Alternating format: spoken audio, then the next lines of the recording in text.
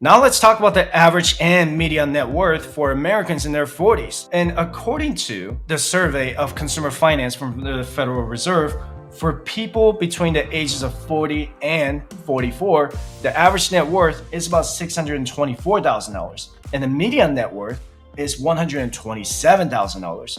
If your net worth is over $7.9 million and you're between the ages of 40 and 44, then you're considered in the top 1%. Let me know in the comment section down below if you're one of them and what you do for a living. I'm interested to know. For people between the ages of 45 and 49, the average net worth is $761,000 and the median net worth is way behind at $164,000. If your net worth is over $10 million and you're between the ages of 45 and 49, then you're considered in the top 1%. Now, these are very interesting statistics, and if your net worth is above the average of $624,000 or $761,000 in your 40s, I would say you're on a healthy track to become a millionaire if you consistently invest. And I want you to take a look at this net worth calculator, which you can download for absolutely free by visiting firesuch.com/resources. Now is the best time to review your net worth statement and how it's diversified.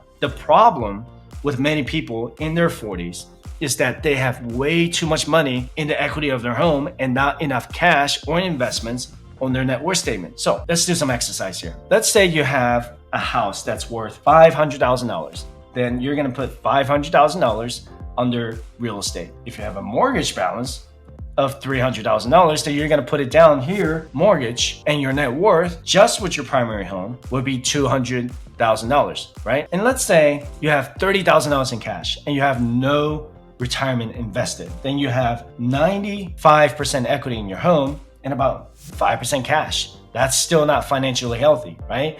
But what if you had $100,000 in your retirement account? Then you're somewhat diversified with 15% in retirement, 4% in cash, and about almost 80% in real estate. Your net worth may be $330,000, but it doesn't necessarily mean that you're in a good place. This is where you'll need to balance your net worth. You don't want to be too heavy in real estate, too heavy in cash, or too heavy in retirement, right? Your home value likely went up by a lot due to the housing market boom in the last couple of years. You don't really have control over that, but you have control over how much you can invest in the stock market. This is why you'll need to focus on saving cash, taxable investments, and retirement investments. So your goal in this example is to have 10 to 15% in cash, which is about, we'll just call it $100,000, all right? Just to make it simple. And about 30% of your net worth in retirement, and we'll just put that $300,000. And I know these are all very generic numbers, and I understand that every one of you has a unique financial situation, but you need to work on having a balance between cash, taxable investment, retirement, and real estate.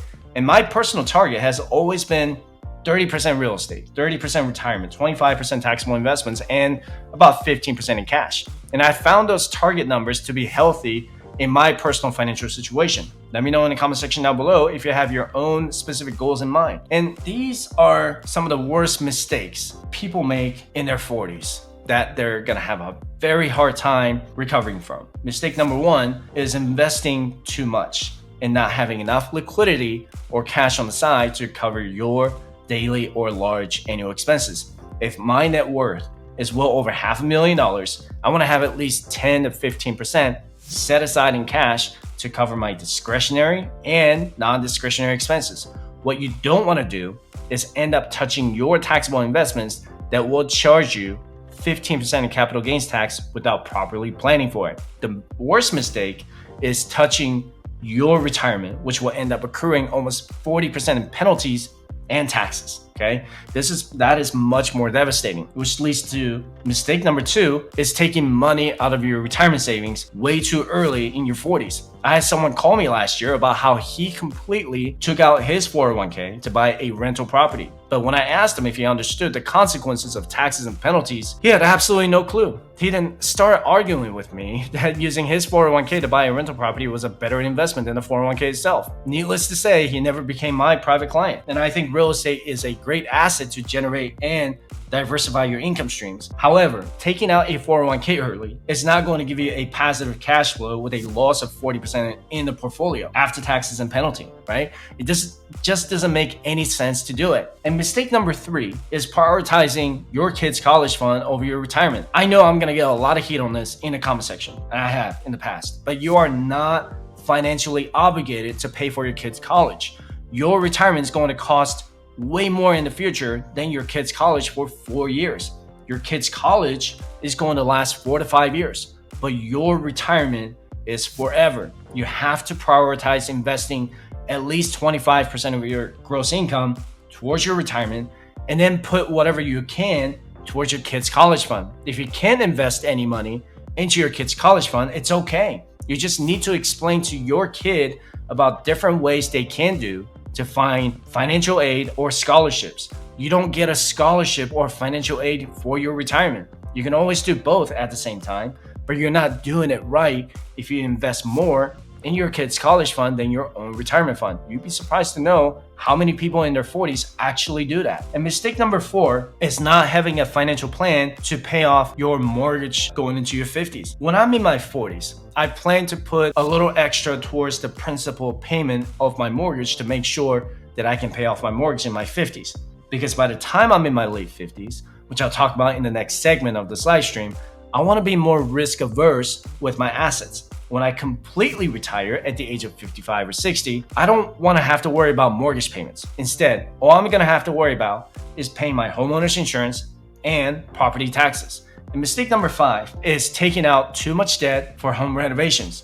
This is interesting because a lot of people in their 40s get into the home renovation mode without considering the cost of labor, supplies, and logistics. And a lot of people end up taking out a HELOC, a home equity loan, or other types of personal loan to pay for a home renovation. I always recommend that you create a separate sinking fund in a high yield savings account to pay for your home renovation or home improvement. The last thing you want to do is take out more debt to renovate your home. Remember to never bite more than you can chew. And mistake number 6 is not paying attention to your lifestyle creep. When you have a pretty good income with low expenses, it's going to be very tempting for you to spend your extra money on things you don't need. Remember that buying an RV, a boat, or anything recreational is considered a depreciating asset. They're not your investments. Financially speaking, buying a boat is not considered an investment. Maybe it's an emotional investment to feel better, but you need to be very responsible with what you purchase, or you're going to end up reducing your savings rate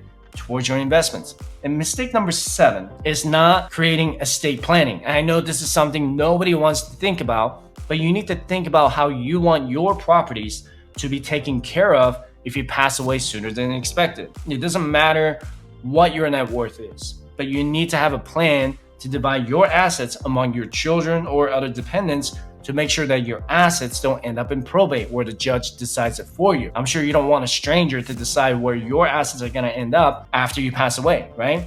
So I encourage you to get my financial resources for absolutely free by visiting firesuccess.com/resources. And if you're curious about your eligibility to join my private client program, you can schedule a free 20-minute session with me by visiting firesuccess.com/coaching.